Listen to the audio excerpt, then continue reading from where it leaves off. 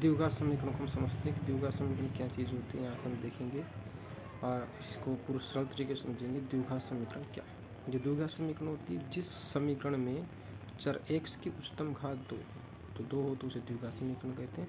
सामान्य रूप में इसका जो मानक रूप होता है वो होता है x square plus B x plus C is equal to 0। ये इसका मानक रूप होता है। अब जो इसको और हम डिटेल से समझेंगे तो ये हो जाएगा, जहाँ ए बी सी इस तरह के ये है कांस्टेंट है, और जहाँ ए नॉट इक्वल टू 0, यानी जो ए और जो बी और ये सी है जो ये कांस्टेंट यानी कि इस तरह के इस तरह रहेंगे, और एक्स चर है। ठीक है।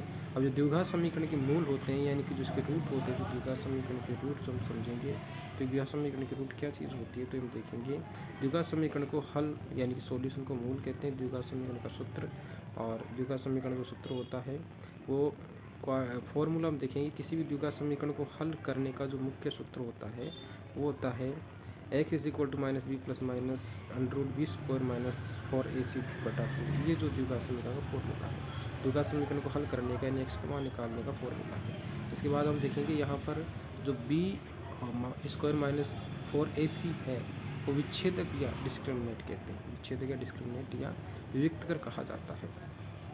विच्छेदक डी यानी विविक्त कर के आधार मूलों का प्रकार क्या क्या होता है कि जो विविक्त कर निकालते हैं डिस्क्रिमिनेंट वो होता है। डिस्क्रिमिनेंट जो होता है वो होता है बी स्क्वायर माइनस 4ac, और इसमें 3 स्थितियाँ होती है। 3 स्थितियाँ कौन कौन सी होती है? 3 होती है। तो 3 स्थितियाँ होती है, कौन कौन सी होती है? 3 स्थितियाँ होती है। इसमें 3 स्थितियाँ ये वाली है, जहाँ पर 0 का मान यानी डी का मान 0 से बड़ा हो तो अलग अलग और वास्तविक मूल होंगे। 2 मान निकलेंगे जो अलग अलग निकलेंगे, और यदि d square d equal to 0 हो तो 2 समान मूल निकलेंगे। 2 ही निकलेंगे लेकिन बराबर होंगे दोनों, और डी छोटा हो 0 से तो कोई वास्तविक मूल नहीं होगा।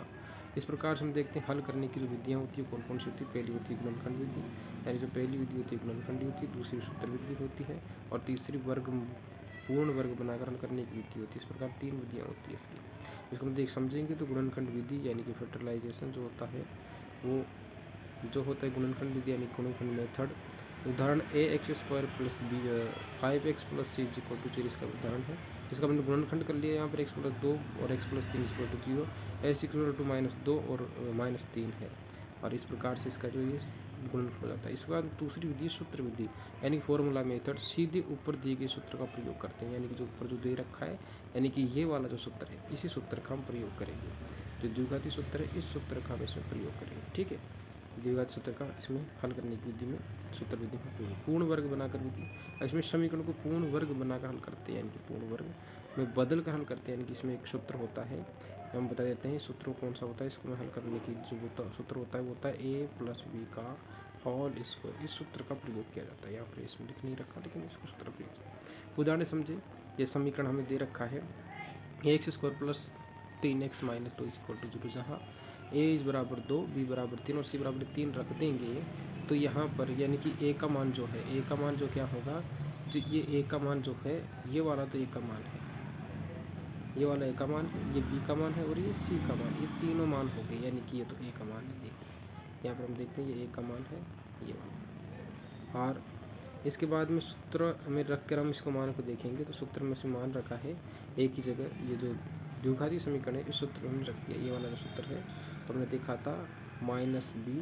प्लस माइनस अंडर रूट वो वाला सूत्र, यानी द्विघाती सूत्र। इसमें हम इसको रख कर देखेंगे। इसको रखने के बाद में हम यहाँ पर देखते हैं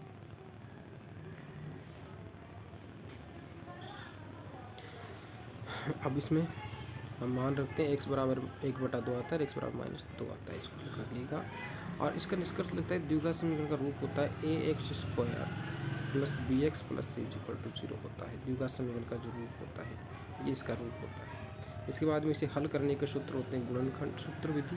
ये सूत्र लगा के हम इसको हल कर सकते हैं। गुणनखंड और पूर्ण वर्ग बना के 3 विधि मैंने बता दी। ये विधि का उपयोग हम इसको सरल यानी कि सरल करने में कर सकते हैं। ठीक है, और इस प्रकार से हम इसको हम देखेंगे। द्विघात समीकरण के हमारे पास फिर से हम इसका विभाजन करेंगे। द्विघात समीकरण क्या है, तो एक जहाँ x की घात उच्चतम घात कितनी होनी चाहिए, 2 होनी चाहिए, वो द्विघात समीकरण है। और इसके बाद में हम देखते हैं इसका जो मानक रूप है, ये इसका मानक रूप है ये वाला, और इसका जो द्विघात समीकरण के जो मूल है, जो रूट कैसे निकलते हैं, द्विघात समीकरण के जो मूल रूट यानी कि जो समीकरण के द्विघात जो हल होते हैं, हल को हम मूल कहते हैं। ठीक है, और इसमें द्विघात समीकरण का जो क्वाड्रेटिक फॉर्मूला होता है ये इसका मेन फॉर्मूला, ये इसका इसको 100% याद रखना है। ये इसका फॉर्मूला है, ठीक है।